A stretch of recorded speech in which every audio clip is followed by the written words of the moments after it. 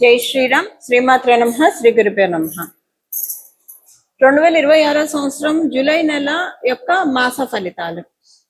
ఈ జూలై నెలలో గోచారంలో ఉన్న గ్రహ గమనాలు ఏ విధంగా ఉన్నాయి?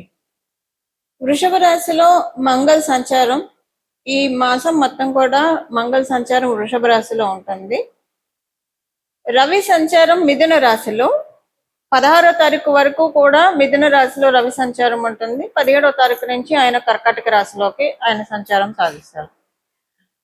అప్పుడే మనకి ఇంకా దక్షిణాయన పుణ్యకాలం కూడా ప్రారంభం అవుతుంది. అప్పటి నుంచి బుధుడు వక్రగతిలో ఉన్నాడు కాబట్టి ఈ నెలలో ఆయన సంచారము కర్కాటక రాశి మిథున రాశిలో ఆయన సంచారం ఉంటుంది. శుక్రుడు ఈ వారం మొదట్లో 5వ తారీఖు వరకు 4వ తారీఖు వరకు కర్కాటక రాశిలో సంచారం చేస్తూ 5వ తారీఖు నుంచి ఆయన సంచారాన్ని సింహరాశిలో ఉంటుంది. ఆయన సంచారం సింహరాశి, శుక్రాచార్యుల వారి సంచారం సింహరాశిలో ఉంటుంది. గురు భగవానుడు సంచారము కర్కాటక రాశిలో ఉంది. సింహరాశిలో కేతుదేవుని సంచారము, కుంభరాశిలో రాహుదేవుని సంచారము, ఆఖరిదైన మీనరాశిలో శనేశ్వరుని సంచారము.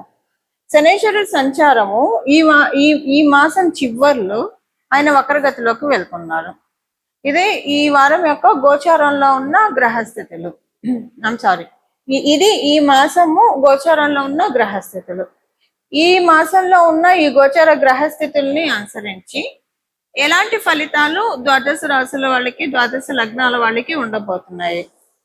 అలాగే ఈ మాసము గోచారంలో గ్రహ గమనాలు ఎలాగున్నాయి అంటే మంచి స్థానాల్లో ఉన్నాయా, ఏదైనా జాగ్రత్తలను సూచిస్తున్నాయా, ఏదైనా శుభత్వాన్ని సూచిస్తున్నాయా?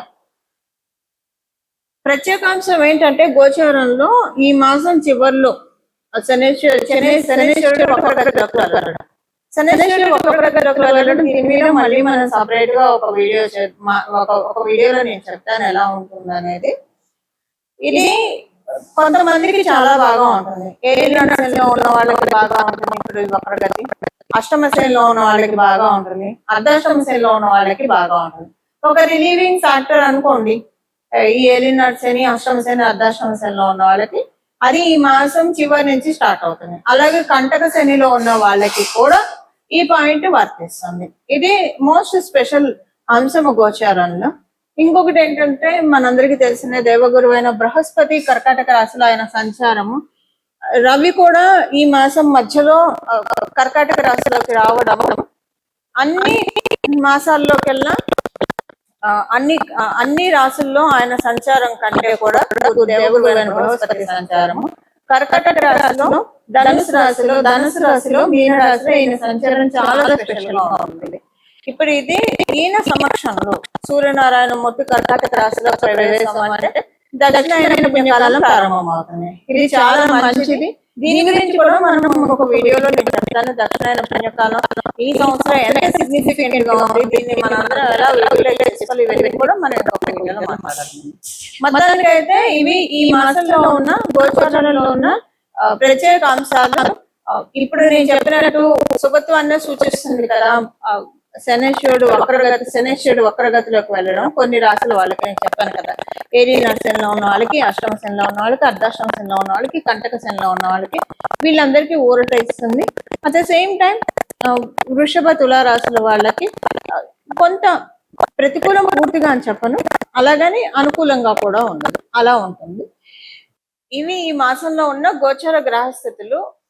అలాగే ఇప్పుడు గోచార గ్రహస్థితులను అనుసరించి ద్వాదశ రాశుల వాళ్ళకి, ద్వాదశ లగ్నాల వాళ్ళకి ఎలాంటి ఫలితాలు ఉంటాయో మనం పరిశీలిద్దాం. కర్కాటక రాశి కర్కాటక లగ్నంలో పుట్టిన వాళ్ళకి ఈ మాసము మీకు అనుకూలతలు చక్కగా ఉన్నాయి. బుధుడు వక్రగమనంలోకి వెళ్ళడం మీకు ఒక ప్రత్యేకమైన అంశము ఈ మాసంలో. కర్కాటక రాశి కర్కాటక లగ్నంలో పుట్టిన వాళ్ళకి అన్నిటికంటే మోస్ట్ బెనిఫిషియల్ థింగ్ ఏంటంటే మీ రాశిలో గురు భగవానుడు సంచారము, అలాగే మీకు ద్వితీయ రాశి అయిన సింహరాశిలో ఈ మాసం మొదటి వారంలో శుక్రాచార్యుల వారు వెళ్ళడం. మీ రాశి మీ లగ్నము శుభకర్తరిలో ఉంది. ఇప్పుడు ఒక పసిపిల్లలకి ఉన్నారంటే ఆ పసిపిల్లలకి తల్లి ఉండి, తండ్రి ఉండి, అమ్మమ్మ, నానమ్మ, అలాగే తాతగారులు ఉంటే ఎంత గారంగా చూసుకుంటారు, అంత గారంగా ఉంటుంది ఇప్పుడు మీకు. అంటే పరిస్థితులు, డెస్టినీ కూడా ఒక్కొక్కసారి ప్యాంపర్ చేస్తూ ఉంటుంది. అంటే మనకి ఏది జరిగితే మనం సంతోషపడతాం అది డెస్టినీ మనకిస్తుంది. అదే గారం చేయడం అంటే, డెస్టినీ గారం చేయడం అంటే. అది ఇప్పుడు చూస్తారు కర్కాటక రాశిలో పుట్టిన వాళ్ళు, కర్కాటక లగ్నంలో పుట్టిన వాళ్ళందరికీ కూడా అనుకున్న పనులు అనుకున్నట్లు నెరవేరుతాయి. సహజ కాల పురుషుడి కుండలిలో పంచమ రాశి అయిన సింహ రాశిలో శుక్రాచార్యుల వారి స్థితి, అది మీకు ద్వితీయ రాశి అవ్వడం వల్ల వాక్కుకి బాగా బలం పెరుగుతుంది. మీరు ఉపాసనా పరులు అయితే కనుక మీ వాక్ బలాన్ని పెంపొందించుకోవడానికి ఇది చాలా బెస్ట్ పీరియడ్. అలాగే ఏదైనా మంత్ర దీక్ష తీసుకోవడానికి, మీరు ఆల్రెడీ మంత్ర దీక్ష తీసుకొని ఉంటే దాన్ని ఎక్కువగా అనుష్ఠానం చేయండి, చాలా మంచి ఫలితాన్ని చూస్తారు. ఈ మాసంలో మీరు లక్ష్మీ అమ్మవారికి సంబంధించిన పూజ ప్రత్యేకించి మీరు చేస్తే చాలా మంచిది. కర్కాటక రాశి, కర్కాటక లగ్నంలో పుట్టిన వాళ్ళు అమ్మవారి ఆలయానికి వెళ్ళి అమ్మవారి ఆలయాన్ని సందర్శించడం, శ్రీ మహాలక్ష్మి అమ్మవారి ఆలయానికి, ఇలా ఏదైనా అమ్మవారికి సంబంధించిన స్తోత్రాలు చదువుకోవడం, వీటన్నిటికీ కూడా చాలా మంచిది. పిల్లల గురించి మంచి పాజిటివ్ విషయాలు వింటారు. పిల్లల గురించి మీ చుట్టూ ఉన్న వాళ్ళు చెప్తారు. సపోజ్ వాళ్ళు కాలేజీలో చదువుకుంటే లేదా స్కూల్లో చదువుకుంటే వాళ్ళు మీకు మంచి ఫీడ్బ్యాక్ ఇస్తారు, చాలా పాజిటివ్ ఫీడ్బ్యాక్ ఇస్తారు, ఇంప్రెసివ్ ఫీడ్బ్యాక్ ఇస్తారు. ఒకవేళ మీ పిల్లలు కనుక విద్య పూర్తయింది, ఉద్యోగంలో ఉన్నారు, అక్కడి నుంచి కూడా వాళ్ళ నుంచి గుడ్ న్యూస్ ఉంటారు. మీరు మీ పిల్లలకి వివాహ ప్రయత్నాలు చేస్తూ ఉంటే మీ చేసే ప్రయత్నాలన్నీ సఫలీకృతం అవుతాయి.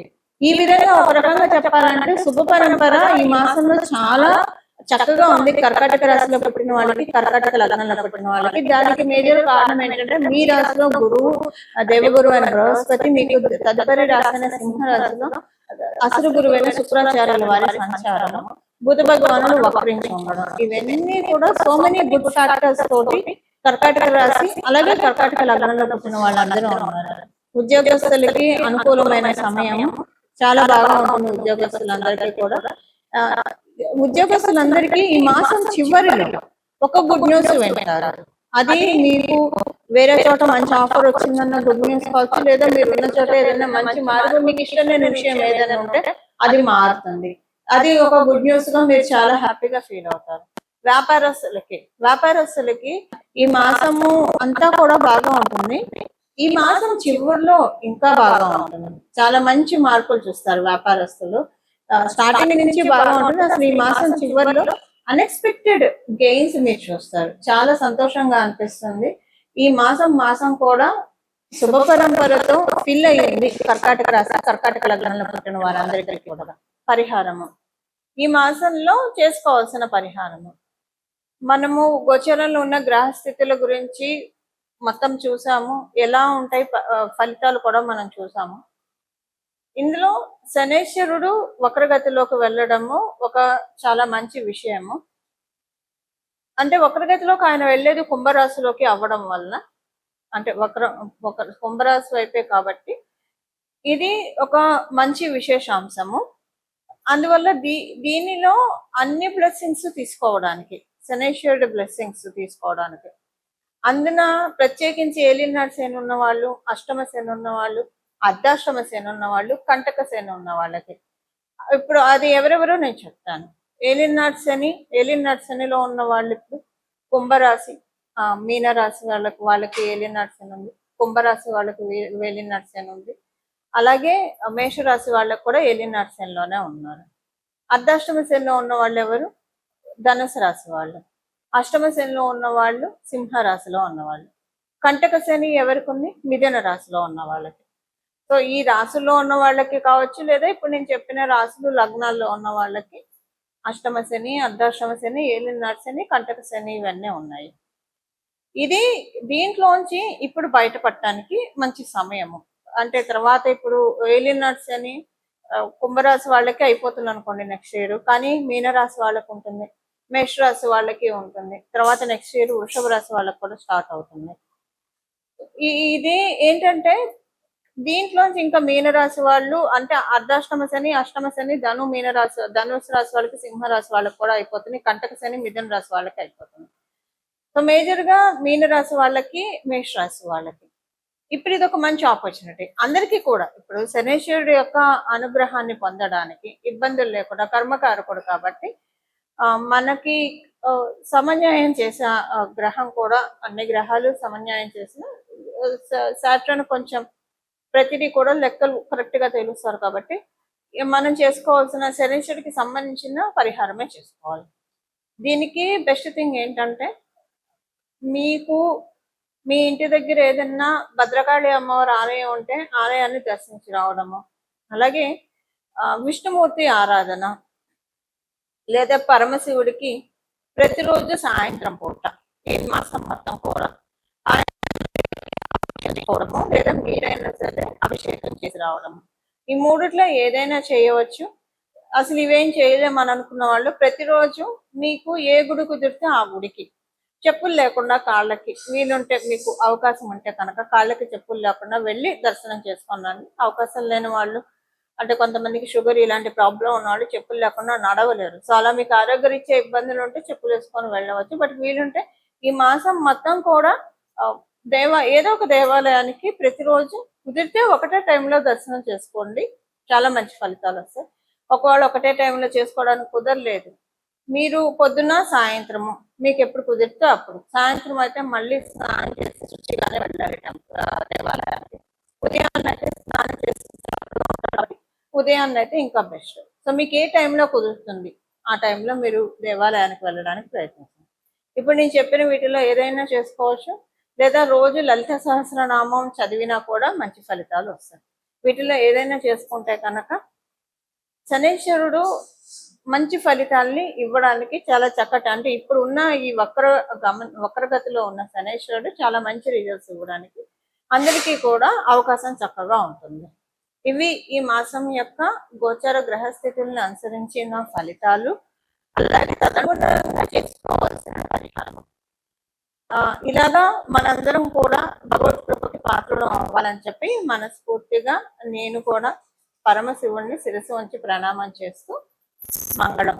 నమో భగవతే వాసుదేవాయ.